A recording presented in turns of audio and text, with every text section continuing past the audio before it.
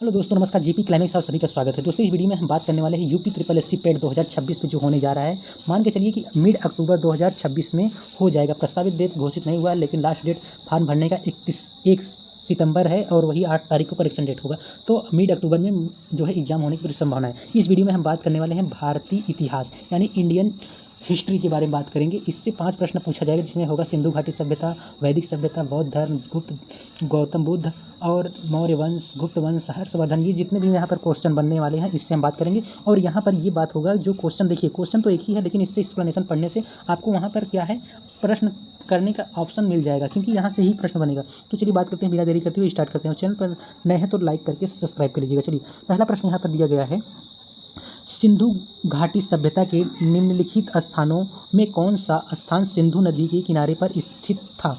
तो सिंधु नदी के किनारे पर कौन स्थित था? तो मोहनजोदड़ो जो है सिंधु नदी के किनारे पर स्थित था। अब यहाँ पर देखिए एक्सप्लेनेशन। मोहनजोदड़ो ध्वसावशेष पाकिस्तान में है, ठीक है, जिसे हम क्या कहते हैं, हड़प्पा सभ्यता भी कहते हैं। सिंध प्रांत के लरकाना जिले सिंधु नदी के दाहिने किस तरफ, दाहिने तट पर स्थित है। अगर आप पूछा जाए मोहनजोदड़ो किस स्थित है नदी के, तो दाहिने, मोहनजोदड़ो दाहिने तट पर स्थित है। यहाँ लगभग प्रत्येक घर निजी कुएं, स्नानागार होते थे। पानी के लिए क्या थी, नालियों की व्यवस्था थी। अनेक घरों में शौचालय भी बने होते थे तब सिंधु घाटी सभ्यता में। तो ये देखिए प्रश्न यहाँ से अगर आपसे पूछा जाएगा कि शौचालय बने होते थे कि नहीं, तो हाँ, तो बने होते थे। नालियों की भी व्यवस्था होती थी कहाँ, सिंधु घाटी सभ्यता में, ठीक है। चलिए आगे बात कर लेते हैं। नेक्स्ट प्रश्न, अगला प्रश्न यहाँ पर देखते हैं। दूसरा प्रश्न कह रहा है कि सिंधु घाटी सभ्यता की लिपि कौन सी थी? कि सिंधु की घाटी की लिपि जो है अज्ञात माना जाता है, कोई एक नहीं थी, इसलिए अज्ञात माना जाता है। अब देखिए, सिंधु लिपि लगभग 64 मूल चिन्ह तथा 250 से 400 अक्षर है, जो सेल खड़ी के आयताकार, किसके कार, आयताकार, यानी आयताकार हमारा कैसा होता है, तो ये होता है, देखिए ये बनाते हैं, ये देखिए आयताकार हो गया, ठीक है। तो इस तरह से ही आयताकार थी, ठीक। तांबे की गुटाओं आदि पर मिलते हैं। यह लिपि चित्रात्मक थी। यह लिपि अभी तक पढ़ी नहीं जा सकी। जो सिंधु लिपि में मिलती थी उसकी लिपि कैसी थी, अज्ञात थी, जो पढ़ी नहीं जा सकती है, ठीक है। ये बात आपको ध्यान रखना है। चलिए नेक्स्ट प्रश्न पर बात कर लेते हैं। अगला प्रश्न कह रहा है थर्ड, कि मोहनजोदड़ो की स्थानीय नाम यानी डैश था, तो क्या नाम था? तो मोहनजोदड़ो का दूसरा नाम क्या था? मृतकों का टीला कहा जाता था। क्या कहा जाता था? तो मृतकों का टीला। आइए देखते हैं। मोहनजोदड़ो, जिसकी सिंधी भाषा अर्थ मृतकों का टीला होता है, इसकी खोज सर्वप्रथम 1922 में राखल दास बनर्जी ने किए थे। मोहनजोदड़ो सभ्यता की खोज किसने की थी? तो राखल दास बनर्जी ने किया था, ठीक है। कब किया था? तो 1922 में किया था, ठीक है। पुरातात्विक की ओर आकर्षित किया गया। आइए, इसका नाम, दूसरा नाम मोहनजोदड़ो का क्या नाम है? तो इसको ही मृतकों का टीला कहा जाता है। इसकी खोज किसने किया था? तो राखल दास बनर्जी ने किया था। ये याद रखिएगा। कब किए थे? तो 1922 में। चलिए, आप आशा करते हैं आप लोग को पसंद आएगा ये वीडियो। देखिए अगला 4th नंबर प्रश्न कह रहा है कि मोहनजोदड़ो से में सबसे बड़ा कौन सा है? मोहनजोदड़ो में सबसे बड़ा कौन सा था? तो धान्यागार जो है सबसे बड़ा माना गया है। चलिए आइए एक्सप्लेनेशन बात करते हैं यहाँ पे। मोहनजोदड़ो, देखिए मोहनजोदड़ो धान्यागार लगभग कितना था? तो 45.72 मीटर लंबा, कितना, यानी 45.72 मीटर लंबा, और चौड़ा इसका कितना था? तो 22.86 मीटर चौड़ा था, ठीक है। जो कि वहाँ का सबसे बड़ा भवन था, ठीक है। मोहनजोदड़ो का सब लंबाई कितना था? तो 45.72 मीटर लंबा था। अब आप अनुमान लगा सकते हैं, 45 गुणे अगर 3 करेंगे तो 45 गुणे 90, 3 है 135, यानी 137 मीटर या 38 फीट के लगभग, 138 फीट लंबा, इतना आप अनुमान लगाइए। 22 3 या 66, यानी 67 फीट चौड़ा था, ठीक है। ये बात करते हैं। मोहनजोदड़ो के विशाल स्नानागार के उत्तर से दक्षिण की लंबाई, उत्तर यानी नॉर्थ टू साउथ की लंबाई 11.8 मीटर तथा पूर्व से पश्चिम यानी ईस्ट टू वेस्ट की लंबाई 7.01 मीटर थी, ठीक। ये याद रखना है। अगला प्रश्न बात कर लेते हैं वैदिक से भी प्रश्न देखिए बात करते हैं। आपसे यहाँ पर पूछा जाएगा वैदिक आर्यों की प्रमुख भोजन था। तो वैदिक आर्यों का प्रमुख भोजन क्या था? तो दूध और इसके उत्पाद था। क्या था? दूध और इसके उत्पाद। आइए देखते हैं यहाँ पे। वैदिक आर्यों के भोजन दूध, क्या था? दूध, घी, दही आदि प्रमुख महत्व था। ऋग्वेद में दूध में यव यानी जौ को ही जौ कहते हैं, ठीक है, डालकर क्षीर, पकोदन तथा दही में बनने वाली पनीर का उल्लेख मिलता है। जौ के सत्तू, इसे सतुआ कहते हैं, ठीक है, गाँव के देसी भाषा में, डालकर करम्ब नामक भोज्य पदार्थ तैयार किया जाता था। ऋग्वेद में चावल और नमक का भी उल्लेख नहीं है, ठीक है। तो ऋग्वेद में चावल और इसका उल्लेख नहीं है, तो चावल और नमक का उल्लेख नहीं है। वैदिक वाले क्या करते थे, तो वैदिक वाले दूध घी यानी जो जानवरों से मिलते थे उसका सेवन ज़्यादा करते थे। चलिए आगे बात कर लेते हैं। नेक्स्ट प्रश्न, 6वां नंबर प्रश्न कह रहा है कि निम्नलिखित में से कौन सा अन्य मनुष्य द्वारा सबसे पहले प्रयोग होने वाला में से था। तो सबसे पहले जौ का प्रयोग किया गया था। क्या, तो जौ, जिसे हम यौ कहते हैं, सर्वप्रथम मनुष्य द्वारा जौ फिर गेहूं का भी साक्ष्य मिला था, ठीक है। आगे बात कर लेते हैं। नेक्स्ट प्रश्न, 7वां प्रश्न कह रहा है कि वैदिक लोगों द्वारा किस धातु का सब प्रयोग पहले किया गया था। तो वैदिक वाले धातु का तांबा का प्रयोग सबसे पहले किए थे, ठीक है, किसका, तांबा का। आइए एक्सप्लेनेशन देख लेते हैं। एक्सप्लेनेशन यहाँ कह रहा है ऋग्वैदिक लोगों के द्वारा सर्वप्रथम तांबे का प्रयोग किया गया था। किसका, तांबे का। ऋग्वेद अयस नामक धातु, किसका, अयस नामक धातु, जो तांबा प्रयोग किया था उसका नाम क्या पूछा जाए तो अयस नामक धातु का उल्लेख किया गया था, किंतु इसकी पहचान संदिग्ध है। कुछ विद्वान इसे तांबा यानी तांबा कांसा लोहा बनाते हैं, किंतु ऋग्वैदिक आर्य लोहे से परिचित नहीं थे, यानी परिचित नहीं थे। कौन से लोग, ऋग्वैदिक आर्य के लोग किससे परिचित नहीं थे, तो ऋग्वैदिक आर्य लोहे से परिचित नहीं थे। तो सबसे पहले क्या माना जाता है, तांबा, और उस तांबे का नाम क्या था, तो नामक धातु था, ठीक। चलिए अगला प्रश्न पर बात कर लेते हैं। देखिए 8 नंबर प्रश्न कह रहा है कि वेद शब्द का अर्थ है, वेद का अर्थ होता है ज्ञान, ठीक है, वेद का अर्थ होता है ज्ञान ही होता है। चलिए आगे प्रश्न पर बात कर लेते हैं। क्वेश्चन नंबर 9 नंबर प्रश्न कह रहा है कि किन 3 वेद को संयुक्त रूप से त्रैवेदी कहा गया। तो ये इसका नाम कहा गया ऋग्वेद, सामवेद और यजुर्वेद को ही क्या कहा गया, ऋग्वेद त्रयी कहा गया। वेद त्रयी किसको कहा गया, यजुर्वेद। देखिए ऋग्वेद, सामवेद और यजुर्वेद, अर्थवेद को छोड़ दिया गया है, ठीक है, इसी को हम वेद त्रयी कहते हैं। चलिए आगे प्रश्न पर बात कर लेते हैं। 10 नंबर प्रश्न कह रहा है कि गौतम बुद्ध का जन्म कहाँ हुआ था। तो अशोक का ऋग्वेदीन स्तंभ में, कहाँ पे, रुम्निदेयी स्तंभ। देखिए अशोक का जन्म के बारे में बात कर लेते हैं। अशोक के रुम्निदेयी लघु स्तंभ लेख से पता चलता है, कहाँ, रुम्निदेयी लघु स्तंभ से पता चलता है। वह अपने राज्याभिषेक के 20 वर्ष बाद लुम्बिनी ग्राम में गाया। उसने वह पत्थर की दीवार बनाई, वहाँ शिला स्तंभ खड़ा किया हुआ वहाँ भगवान बुद्ध का जन्म 563 ईसा पूर्व में हुआ था। अतः लुम्बिनी नामक गांव में जो है घटकर 1/8 भाग कर दिया गया, ठीक है। लुम्बिनी गांव में हुआ था 563 ईसा पूर्व में, किसका, गौतम बुद्ध का जन्म हुआ था। आइए बात कर लेते हैं 11 नंबर प्रश्न। अगला प्रश्न कह रहा है कि बुद्ध किस वंश यानी क्लैन से संबंधित थे। तो शाक्य से संबंधित थे, ठीक है, किससे संबंधित थे, तो शाक्य से संबंधित थे। आइए बात कर लेते हैं यहाँ पे। बुद्ध धर्म के प्रवर्तक महात्मा बुद्ध शाक्य वंश से संबंधित थे। इनका जन्म कपिलवस्तु के लुम्बिनी में शाक्य मुखिया सुधोधन के यहाँ हुआ था। किससे, सुधोधन के यहाँ। आइए बात कर लेते हैं यहाँ पर 12 नंबर प्रश्न। प्रथम बौद्ध परिषद कहाँ आयोजित की गई थी। प्रथम बौद्ध आयोजित जो है राजगृह में किया गया था, ठीक है। चलिए बात कर लेते हैं यहाँ पर। प्रथम बौद्ध परिषद का आयोजन मगध सम्राट अजातशत्रु के समय राजगृह की सप्तपर्णी गुफा में किया गया। इस बौद्ध परिषद की अध्यक्षता महाकश्यप ने की थी। किसने किया था, तो महाकश्यप ने किया था। चलिए बात कर लेते हैं यहाँ पे अगला प्रश्न कह रहा है 13 नंबर प्रश्न कह रहा है कि भारत में जैन धर्म का संस्थापक कौन था। तो जैन धर्म का संस्थापक महावीर स्वामी थे, ठीक है। महावीर स्वामी जैन धर्म के तीर्थक ऋषभदेव या आदिनाथ को माना जाता है, आदिनाथ। इनका प्रथम उल्लेख ऋग्वेद 22वें तीर्थकर अष्टनेमी, क्या था, 22वें तीर्थकर अष्टनेमी पार्श्वनाथ जो थे के साथ मिलता है। वास्तविक संस्थापक 24वें तीर्थ का नाम था महावीर स्वामी, ठीक है। तो ये थे। अगला बात कर लेते हैं यहाँ पे 14 नंबर प्रश्न। देखिए 14 नंबर प्रश्न कर रहा है जैन धर्म का पहला तीर्थकर किसे माना जाता है, ऋषभदेव। इनका क्या था, ठीक है, बैल था। अगला देखिए वर्धमान महावीर के परिनिर्माण कहाँ प्राप्त किया। तो कहाँ प्राप्त किए थे, पावा में, ठीक है। यहाँ पे देखिए वर्धमान महावीर ने मल्ल महाजनपद की राजधानी पावापुरी में परिनिर्माण किया था। पावापुरी बिहार राज्य के नालंदा जिले में स्थित है। कहाँ पे है, पावापुरी बिहार राज्य के नालंदे जिले में स्थित है पावा, ठीक है। आगे बात कर लेते हैं 16 नंबर प्रश्न। 16 नंबर प्रश्न कह रहा है जैन साहित्य को क्या कहते थे। जैन साहित्य को अंग कहते थे, ठीक है। देखिए जैन साहित्य को अंगम सिद्धांत कहा जाता है। इसके अंतर्गत 12 अंग, 12 उपांग, 10 प्रकीर्ण, 6 छेद सूत्र, 4 मूल सूत्र का अनुपयोग सूत्र आते हैं। बौद्ध साहित्य का त्रिपिटक कहा जाता है। बौद्ध साहित्य को क्या कहा जाता है? त्रिपिटक कहा जाता है। अगला देखते हैं, अशोक की प्रशासनिक नीति भारी परिवर्तन किस घटना से आया? तो कलिंग युद्ध से आया। किससे? कलिंग युद्ध से। चलिए प्रश्न नंबर अगला देख लेते हैं। 18 नंबर प्रश्न देखिए। 18 नंबर प्रश्न कह रहा है, निम्नलिखित में से व्यक्ति कौन है जिसका नाम देवानाम प्रियदर्शी था? क्या नाम था? देवानाम प्रियदर्शी।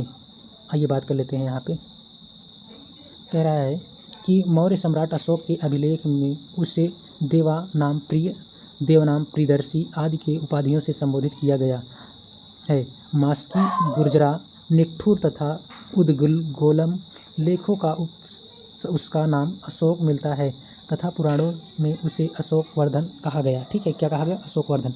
आगे बात कर लेते हैं। नेक्स्ट नंबर, अगला नंबर कह रहा है कि कलिंग युद्ध के बाद निम्न में किसने महाराज अशोक के रूपांतरण दर्ज किया? तो किसने किया? तो राक एडिक्टिव कितना है? तो 13th है। कितना? 13th, यानी 13वें शिलालेख से कलिंग युद्ध के संदर्भ में स्पष्ट साक्ष्य मिलते हैं। यह घटना अशोक के अभिषेक के 8 वर्ष बाद अर्थात 261 ईसा पूर्व में घटित हुई। इस शिलालेख में उसने कलिंग युद्ध से पीड़ा हुई पर दुख के और पश्चात व्यक्त किया और युद्ध का त्याग घोषणा की। ठीक है, आगे बात कर लेते हैं। नेक्स्ट 20 नंबर प्रश्न कह रहा है, अशोक के शिलालेख किस लिपि से खुदे हुए हैं? तो ब्राह्मी से। किससे? ब्राह्मी से। आइए बात कर लेते हैं। यहाँ पे अशोक के अभिलेखों में साहबा जबगढ़ी एवं मानसेहरा के अभिलेख खरेष्टी लिपि में, तक्षशिला एवं लघमान अभिलेख आरमेइक लिपि में, शेरकुना अभिलेख आरमेइक एवं ग्रीक लिपि में उत्तीर्ण है। इसके अलावा सभी शिलालेख, लघु शिलालेख, स्तंभ के लेख एवं लघु स्तंभ लेख ब्राह्मी लिपि उत्कीर्ण है। ठीक है, अगला देख लेते हैं। निम्न में किसने कब पहली बार अशोक के शिलालेखों का अर्थ स्पष्ट किया? तो किसने किया था? तो डी 1837 में जेम्स प्रिंसेस ने किया था। ठीक है, किसने? 1837 में जेम्स प्रिंसेस। चलिए 22 नंबर क्वेश्चन देख लेते हैं। 22 नंबर प्रश्न कह रहा है, किस प्रसिद्ध शासक को शिलालेख का जनक कहा जाता है? तो अशोक को जो है शिलालेख का जनक कहा जाता है। किसको? मौर्य वंश के शासक अशोक को शिलालेख का जनक कहा जाता है। चलिए प्रश्न नंबर यहाँ पर 23 देख लेते हैं। महरौली में जंग रहित लौह स्तंभ किसने स्थापित किया? तो किसने किया? तो गुप्त ने किया था। महरौली का लौह स्तंभ शासक चंद्रगुप्त द्वितीय ने बसवाया था। दक्षिण दिल्ली में महरौली स्थित लौह स्तंभ में चंद्रगुप्त नामक शासक की विजयों का उल्लेख है। यह स्तंभ गुप्तकालीन धातु विज्ञान और मैट्रिकुलेसी का समुन्नत होने का ज्वलंत प्रमाण है। ठीक है, आइए बात कर लेते हैं। 24 नंबर प्रश्न, गुप्त राजा जिसने विक्रमादित्य की पदवी ग्रहण की थी, उनका नाम क्या था? तो सी था चंद्रगुप्त द्वितीय। क्या नाम था? चंद्रगुप्त द्वितीय। आइए बात कर लेते हैं चंद्रगुप्त द्वितीय के बारे में। चंद्रगुप्त द्वितीय विक्रमांक या विक्रमादित्य कहा जाता है। ठीक है, इनकी माता का नाम दत्तदेयी था। क्या नाम था? दत्तदेयी। इसका काल कुल गुप्त काल का स्वर्ण युग माना जाता है। क्या? गुप्त काल का स्वर्ण युग। हरिसेन निम्नलिखित राजाओं में किसकी राजकवि था? तो किसकी था? तो बी समुद्रगुप्त का। आगे बात कर लेते हैं। हरिसेन समुद्रगुप्त का राज कवि था। हरिसेन ने इलाहाबाद परिष्कृत लेख की रचना की। समुद्रगुप्त को भारत का नेपोलियन कहा जाता है। समुद्रगुप्त को किस नाम से जाना जाता है? समुद्रगुप्त को भारत का नेपोलियन के नाम से जाना जाता है। समुद्रगुप्त ने अश्वमेधकर्ता की उपाधि धारण की तथा इसके कविराज भी कहा जाता था। ठीक है, क्या कहा जाता था? कविराज।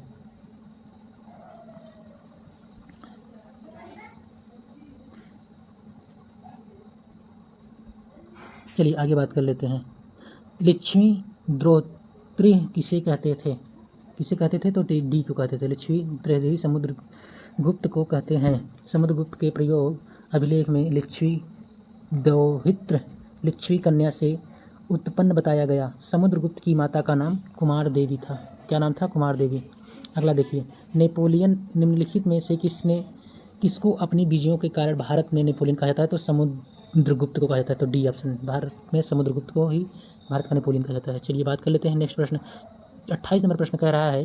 28 नंबर प्रश्न कह रहा है कि वह हर्षवर्धन को किसने पराजित किया था? तो हर्षवर्धन को पुलकित द्वितीय ने पराजित किया था। ठीक है, हर्षवर्धन को भारत के पुलकित सिन द्वितीय चालुक्य वंश के नर्मदा नदी के किनारे हराया था। किसने? चालुक्य वंश के पुलकेशिन द्वितीय ने हराया था। ठीक है, चलिए अगला बात कर लेते हैं। चलिए अगला देखते हैं। 30 नंबर प्रश्न कह रहा है, निम्न में से किस प्रतिहार राजा ने प्रभास की उपाधि ली? प्रभास की उपाधि ली थी तो ये ली थी महिर भोज ने। किसने? महिर भोज ने। पहला ऑप्शन सही हो जाएगा। चलिए बात कर लेते हैं यहाँ पे रामभद्र का पुत्र उत्तराधिकारी महिर भोज प्रथम 836 से 885 ईस्वी प्रतिहार वंश का सर्वाधिक महत्वपूर्ण शासक हुआ। उसने लगभग 50 वर्षों तक शासन किया। भोज वैष्णव और धर्मानुयायी था तथा उसने आदिवराह एवं प्रभास जैसी उपाधियां धारण की थी। ठीक है। किस शताब्दी में दिल्ली का कुतुब मीनार बनाया गया था? तो 13वीं शताब्दी में बनाया गया था। कब? 13वीं शताब्दी में। चलिए आगे बात कर लेते हैं। यहाँ पे कुतुब मीनार के निर्माण का प्रारंभ कुतुब मीनार किसने करवाया था? कुतुबुद्दीन ऐबक ने करवाया था। किसने करवाया था? कुतुबुद्दीन ऐबक ने 1206 से 1210 ईस्वी ने किया था। यह इल्तुतमिश 1211 से लेकर 1236 कार्यकाल पूरा हुआ। प्रसिद्ध सूफी ख्वाजा कुतुबुद्दीन खतियार काकी के नाम पर इसका नाम कुतुबुद्दीन मीनार रखा गया। किसके नाम पर? तो काकी के नाम पर इसका नाम कुतुबुद्दीन मीनार रखा गया। अतः निर्माण के अनुसार 13वीं शताब्दी में बनाया गया था। कब? 13वीं शताब्दी में बनाया गया। फिरोज शाह तुगलक के शासनकाल में इसकी चौथी मंजिल काफ़ी हानि पहुंची थी। किसके शासनकाल में? तो फिरोज शाह तुगलक चौथी मंजिल को काफ़ी हानि पहुंची थी, जिस पर फिरोज ने चौथी मंजिल के स्थान पर 2 और मंजिलों की भी निर्माण करवाया था। चौथी स्थान पर 2 मंजिलों का और निर्माण करवा दिया था। चलिए बात कर लेते हैं यहाँ पर 32 नंबर कह रहा है, वे 2 वंशज कौन थे जिन्होंने खिलजी शासक से तत्काल पहले और बाद में शासन किया था? किसने किया था? तो ये किए थे गुलाम और तथा तुगलक वंश। देखिए खुजली शासकों 1290 से 1320 से पहले गुलाम वंश चला था। 1206 ईस्वी से 1290 ईस्वी तक कौन चला था? तो गुलाम वंश चला था। फिर खिजली वंश चला था। 13 खिजली शासकों के बाद तुगलक वंश आया था। 1320 से 1412 तक शासन किया था। चलिए बात कर लेते हैं यहाँ पर नेक्स्ट प्रश्न। बाजार विनियमन प्रणाली प्रारंभ की गई। कब किया गया था? तो किसके लिए? अलाउद्दीन खिजली द्वारा। ठीक है। बाजार विनियमन प्रणाली किसके द्वारा चलाया गया था? तो अलाउद्दीन खिजली द्वारा। देखिए बाजार नियमन प्रणाली अलाउद्दीन खिजली द्वारा प्रारंभ की गई। अलाउद्दीन बाजार के नियंत्रण की पूरी व्यवस्था का संचालन दियान ए रियासत नामक के अधिकारी करता था। चलिए अगला बात कर लेते हैं यहाँ पर। भारत में चमड़े का प्रतीक मुद्रा प्रारंभ की किसने? तो मोहम्मद बिन तुगलक ने। कब? मोहम्मद बिन तुगलक ने। चलिए अगला बात कर लेते हैं यहाँ पर 35 नंबर। लोधी वंश का संस्थापक कौन था? लोधी वंश का संस्थापक जो माने जाते हैं बहलोल लोधी थे। कौन थे? बहलोल लोधी। लोधी वंश का संस्थापक बहलोल लोधी 1451 से लेकर 1489 ईस्वी तक उसने सैयद वंश की अंतिम शासक अलाउद्दीन आलम खां को स्थापित कर दिल्ली का सिंहासन पर प्राप्त किया था। किसने? लोधी वंश। चलिए अगला बात कर लेते हैं यहाँ पर 36 नंबर प्रश्न कह रहा है, भारत में प्रथम मुगल शासक कौन था? तो ये थे बाबर थे। सबसे पहले शासक बाबर थे। बाबर भारत में मुगल साम्राज्य के संस्थापक एवं प्रथम शासक था। उसका पूरा नाम जहरुद्दीन मोहम्मद बाबर था। क्या था? 1526 ईस्वी में बाबर ने भारत में जिस राजवंश की स्थापना की तुर्की नस्ल की गतताई वंश था, परंतु आमतौर पर उसे मुगल पुकारा गया। क्या? मुगल पुकारा गया। अगला बात कर लेते हैं। भारत का प्रथम मुगल बादशाह कौन था? तो भारत का प्रथम मुगल बादशाह कौन था? तो सी थे। भारत का प्रथम मुगल बादशाह बाबर, इनसे पानीपत का लड़ा था। ठीक है। 21 अप्रैल 1526 में इब्राहिम लोदी पराजित हुआ और साम्राज्य की नींव डाली थी। ठीक है। अगला बात कर लेते हैं। पानीपत की द्वितीय लड़ाई किन 2 सेनाओं के बीच हुआ था? पानीपत का लड़ाई जो है अकबर और हेमू के बीच हुआ था। किसके? अकबर और हेमू के बीच। देखिए पानीपत की द्वितीय लड़ाई 5 नवंबर 1556 को अकबर, बैरम खां एवं हेमू के मध्य लड़ा गया था। हेमू पराजित हुआ, पकड़ा गया और बैरम खां उसका सिर काट दिया, फिर उसकी मृत्यु हो गई। ठीक है। तो कौन पराजित हुआ था? हेमू पराजित हुआ था, अकबर ने जीता था। चलिए बात कर लेते हैं 39 नंबर प्रश्न कर रहा है, महाभारत का फारसी एवं अनुवाद किसने की? तो किसने किया था? तो ए बदायूनी। अकबर के आदेश से महाभारत के विभिन्न भागों का फारसी में रज्मनामा नाम की अनुवाद अब्दुल कादिर बदायूं, नकीम खां, फैज आदि विभिन्न विद्वानों के सम्मानित प्रयासों से किया था। ठीक है। अगला प्रश्न देखिए। अगला अकबर के दरबार में सबसे प्रसिद्ध संगीतकार तानसेन का मूल नाम क्या नाम था? तो रामतनु पांडे था। क्या नाम था? रामतनु पांडे। अगला प्रश्न बात कर लेते हैं 41। देखिए दीन ए इलाही का नया धर्म निम्नलिखित किससे संबंधित द्वारा शुरू किया गया? तो ये किया गया था अकबर द्वारा, ठीक है, अकबर द्वारा। दीन ए इलाही नामक एक नया धर्म अकबर द्वारा शुरू किया गया। इसके प्रथम अनुयायी बीरबल थे। सभी धर्मों के सार संग्रह के रूप में अकबर द्वारा 1582 ईस्वी में दीन इलाही वेदेई और एकेश्वरवाद का प्रवर्तक किया। अब्दुल फजल इसका प्रधान पुरोहित था। कौन था? अब्दुल फजल प्रधान पुरोहित था। अगला देखिए, विश्व प्रसिद्ध तख्त ए ताउस निम्नलिखित में से किस मुगल भवन में रखा गया? तो किस में रखा गया था? तो डी, दिल्ली के लाल किले के दीवाने आम पे, ठीक है। अगला प्रश्न पर बात करते हैं। मोती मस्जिद निम्न में से किस नगर में स्थित है? मोती मस्जिद जो है आगरा में स्थित है। मोती मस्जिद कहाँ स्थित है? तो आगरा में स्थित है। देखिए, मोती मस्जिद आगरा के किले में स्थित, इसका निर्माण शाहजहां द्वारा करवाया गया था। दिल्ली के लाल किले में स्थित मोती मस्जिद का निर्माण औरंगजेब ने करवाया था। अगला प्रश्न देख लेते हैं। 44 नंबर कह रहा है, निम्नलिखित में से जिंदा पीर के नाम से भी जाना जाता है। कौन जाना जाता है? औरंगजेब जिंदा पीर के नाम से भी जाना जाता है, ठीक है। चलिए आइए इनके बारे में जान लेते हैं। औरंगजेब जो कुछ दूसरों पर लागू करना चाहता था उसका वह स्वयं अभ्यास करता था। उसके व्यक्तिगत जीवन का नैतिक स्तर ऊंचा था तथा वह अपने युग के प्रचलित प्रापों को दृढ़तापूर्वक अलग रहता था। इस प्रकार उसके समकालीन उसे शाही धनवेश समझते थे तथा मुसलमान उसे जिंदा पीर के रूप में मानते थे। किसे? तो औरंगजेब को किस नाम जानते थे? जिंदा पीर के नाम जानते थे, ठीक है। अगला देखिए प्रश्न 45 नंबर। नाना फडणवीस का मूल नाम क्या था? तो नाना फडणवीस का नाम था बालाजी जनार्दन भानु था, ठीक है। अगला प्रश्न देखते हैं। शिवाजी का गुरु कौन था? शिवाजी का गुरु कौन था? तो शिवाजी का गुरु का नाम था रामदास। क्या नाम था? रामदास। अगला देखिए, शिवाजी का जन्म 1627 ईस्वी से लेकर 1630 में पूना निकट के शिवनेर के दुर्ग में हुआ था। इनके पिता का नाम शाहजी भोसले और माता का नाम जीजाबाई था। शिवाजी के व्यक्तित्व पर सर्वाधिक प्रभाव उनकी माता जीजाबाई तथा संरक्षक एवं शिक्षक दादा कोणदेव का पड़ा। इनके गुरु का नाम समर्थ रामदास था। क्या नाम था? समर्थ रामदास। देखिए अगला शिवाजी का राज्याभिषेक कब हुआ था, यानी कहाँ हुआ था? तो कब हुआ था? तो ये हुआ था 1674 ईस्वी में। अगला प्रश्न देख लेते हैं। यहाँ पर 48 नंबर प्रश्न कह रहा है कि निम्नलिखित में से किसे लड़ाकू पेशवा कहा गया? तो किसे कहा गया? तो बाजी राव प्रथम को क्या कहा गया? लड़ाकू पेशवा कहा गया। बाजी राव प्रथम मराठा साम्राज्य के महान सेनानायक बालाजी विश्वनाथ की मृत्यु हो जाने के बाद बाजीराव प्रथम को दूसरा पेशवा नियुक्त किया गया। शिवाजी के बाद बाजीराव प्रथम ही दूसरा ऐसा मराठा सेनापति था जिसके गुरिल्ला युद्ध प्रणाली को अपनाया। वह लड़ाकू पेशवा के नाम से जाना जाता था। अगला देखिए, नाना साहब के नाम से कौन प्रसिद्ध था? तो नाना जी के नाम से बालाजी राव प्रसिद्ध थे। चलिए अगला प्रश्न बात कर लेते हैं। 50 नंबर प्रश्न कह रहा है, भारत में पुर्तगाली सत्ता का वास्तविक नींव रखने वाले महानतम पुर्तगाली गवर्नर थे? तो कौन थे?